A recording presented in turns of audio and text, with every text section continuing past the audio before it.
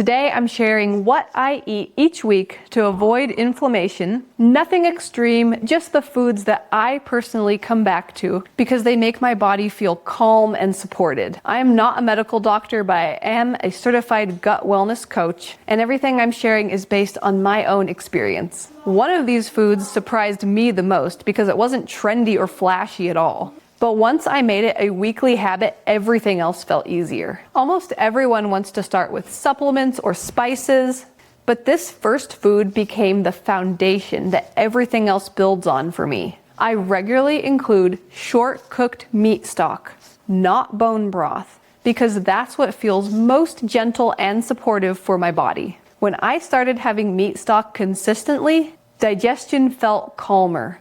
My body stopped reacting so strongly to foods and different things. For me, when my gut feels supported and not stressed, inflammation naturally stays lower without me trying to force anything.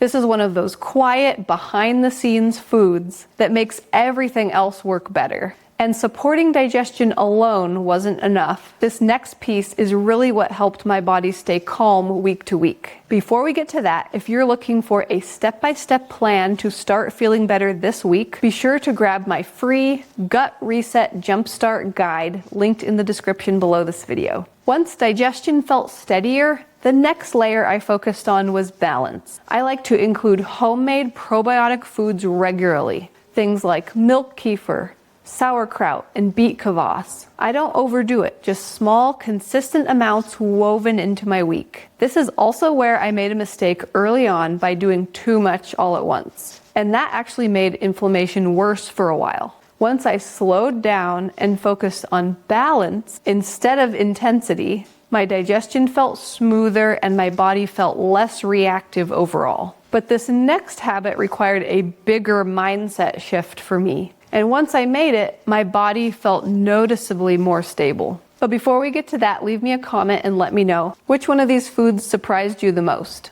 Have you already tried any of these foods or are you new to any of them? Leave me a comment, I'd love to hear. For a long time, I underestimated just how important extra animal fat was for how my body felt. I intentionally add things like butter and tallow to my meals. And for me, this supports hormones and energy and overall balance. When my body feels fueled instead of stressed, inflammation stays lower without me having to try to control it. And this was one of those habits where I didn't notice it all at once. But over time, everything felt steadier. Once my body felt more stable, I realized that the smaller, gentler habits mattered more than I expected. And if you want something simple that doesn't feel like doing gut work, this next one is one of my favorites. But before we get to that, if you want a shopping list for better digestion, hormones, and mood, be sure to check out my free Real Food for Real Results shopping guide linked in the description below this video.